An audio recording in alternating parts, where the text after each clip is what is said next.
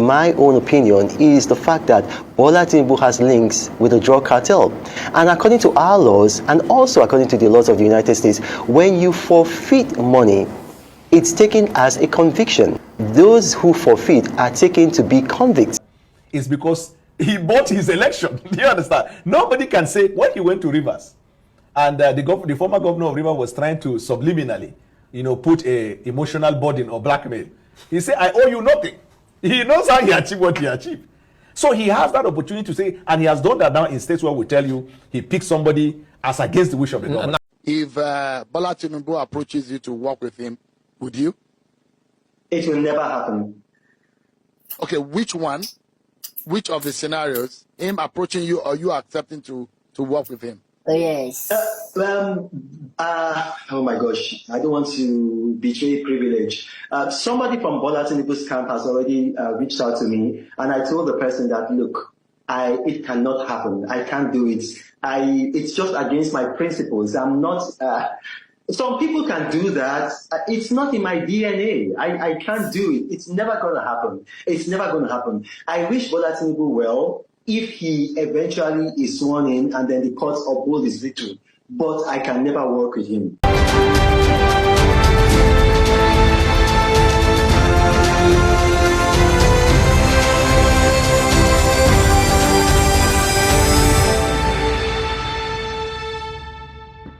For in the ancient land of Lagos, right there in the mythical mansion of Bourdillon lives a man. Not just a man, a grandmaster in the ancient and mystical art of political reversal magic. Yes, we are talking about none other than His Excellency Asiwaju Bola Ahmed Tinubu, the only man alive who can turn critics into choristers with just one presidential handshake and a bowl of pepper soup. Now wait, don't laugh yet. Let's examine the evidence. First up, it was Reno Omokri, aka the Ishekiri He-Goat. The man used to write 18 tweets a day, calling Tinubu the architect of modern day suffering. He said Tinubu had destroyed Lagos and corrupted democracy, and bought the media, called him the drug lord of Chicago, and even organized a protest that drove Tinubu away from London. Then one day, he got a call, and Tinubu's voice echoed on the other side. Then finally met him in a London hotel over a bowl of giraffe rice and pepper soup. Boom! Reno suddenly started dancing online like a praise singer at a coronation party. The same man who called Tinubu a tyrant is now writing love letters to him in Queen's English every single morning. Coincidence? Nope, I don't think so. Then entered Bwala. Oh, Bwala. Bwala used to throw word bullets at Tinubu daily. This man campaigned for Atiku with the rage of a man owed salary. But alas, the day he was summoned to Asorok, after one meeting, just one small meeting with Baba, boom. Okay, I honor the invitation of His Excellency President Bola Ahmed Tinubu, who is a father to the nation, who God has given the opportunity to lead the country at this difficult time. And so I came to celebrate and congratulate him, and then to also give him our commitment that as citizens of the country, this is a time for all of us to throw our weight behind and support the administration. I was looking at the demeanor, I could see the passion and the conviction to lead, and that to me is I now believe in Tinubu's leadership capacity. The man who once said, and I quote, even if you give Tinubu 30 years, nothing will work, is today singing praises for the same man who doesn't have capacity according to him there. But also said, and I quote, the human brain is unique and miraculous. It works and functions optimally 24 hours a day, 365 days a year, until you join the APC, then it stops working. That was Daniel Bwala in 2022. Today he's carrying the ban of APC on his head. No wonder he's now talking from its bomb hole.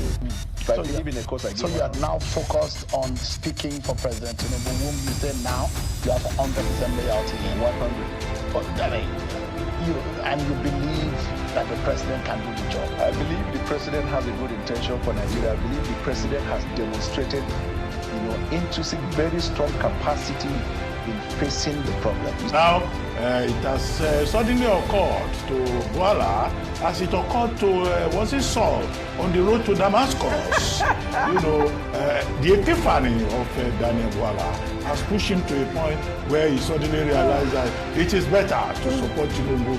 He's not even talking about Nigeria. He didn't say supporting Nigeria. He says he wants to go and support Tinubu. We have had it before. Governors who say we want to go and support the president. So, tomorrow, if Tinubu doesn't pay him enough attention, he may go to Labour Party. Daniel Bwala used to appear regularly on this program. And he has one favorite proverb in Yoruba, even if it's Yoruba, it's not so smooth. Kokoro tinje fo inu efolowa. Kokoro tinje fo inu efolowa. He was always saying, I know, I have read a tweet like that. The kokoro that Bwala is talking about now, that insect that divorced vegetables is now in his own pockets. How? Which jazz is this?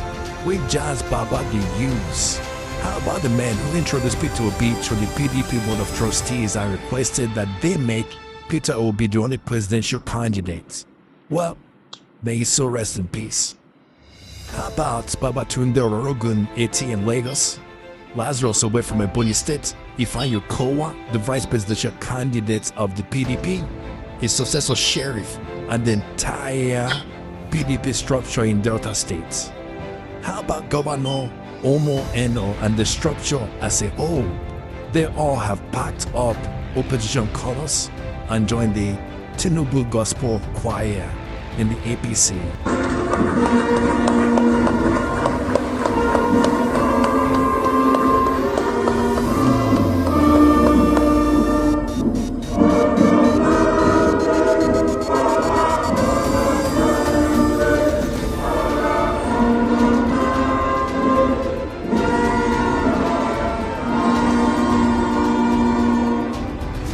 Thank you very much. Just this week, we have a fresh convert, Segun Sowunmi, the PDP stalwart, who once said Tinubu's administration is a wrecking ball to Nigeria's economy. My brother, after one handshake, a soft smile, and maybe a cup of agbo at the Bourdillon, today he's singing Tinubu's abrasionary. He listens attentively. It's not as bad as we thought. What? Now let me start giving you the gist. Oh God. First of all, his brain is very alert. His feet, never mind that he's frail. You are meeting with the president now. Yeah. Is there likelihood that you can work with him?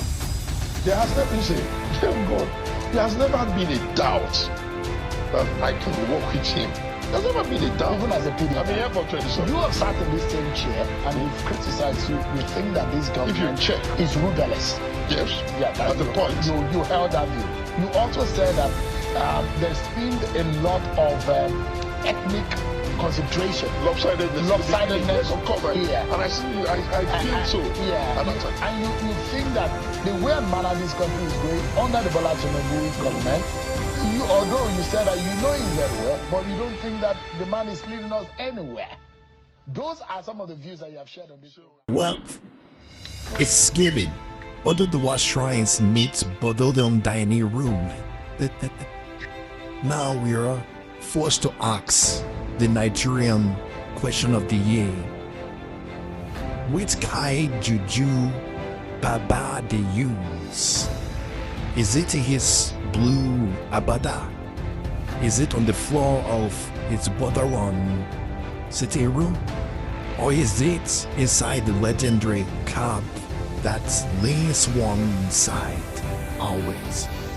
Or does the power lie in the presidential jollof rice and pepper soup that they are served? Because how else can we explain these political conversions that even Pastor Kumui, Oyetepu, all of them put together, cannot perform? Well, President Tinubu, if you are watching this, I am one of your voracious critics. Invite me to Bourdillon and see if this Juju go catch me. It will be faithful, I swear. Well, I'm just kidding. At this rate, we are begging Mr. Peter Obi, wherever you are, sir, do not, I repeat, do not answer any call to come and meet Mr. President, but even go for a Zoom meeting. Bad jets fit pass through the screen. I'm just thinking aloud, because we can't afford to wake up one morning and hear, Mr. Tinubu is the best thing that has happened to Nigeria. I said Peter Obi, God forbid bad thing. Dear Nigerians, shine your eyes. This is no longer politics. This one don't pass tactics. Now full-blown Afro Juju political sorcery. This is Afro Juju with a dash of hospitality, a sprinkle of offer, and Bwala. Critics miraculously turn into chorus lines. Tinubu's jazz, it's working wonders. Today's opposition is tomorrow's trumpeters. Stay woke, people. Stay alert. And if President Tinubu ever invites you, don't just drink bottled water, fast for 3 days, carry anointing oil, and go with a native doctor on a speed dial. Because at this rate, one by one, we all are turning into choir members of free day or your mandate with share stand orchestra. One more breakfast meeting, and boom, you will be waving the APC flag, speaking in tongues, and calling President Tinubu the Moses of our time. Well, you have been watching King's Real Reflections. Well, we don't just sip tea, we serve it hot, spiced with juju, jazz, and sprinkle of truth. Until next time, beware of the handshake. It just might come with a conversion oil.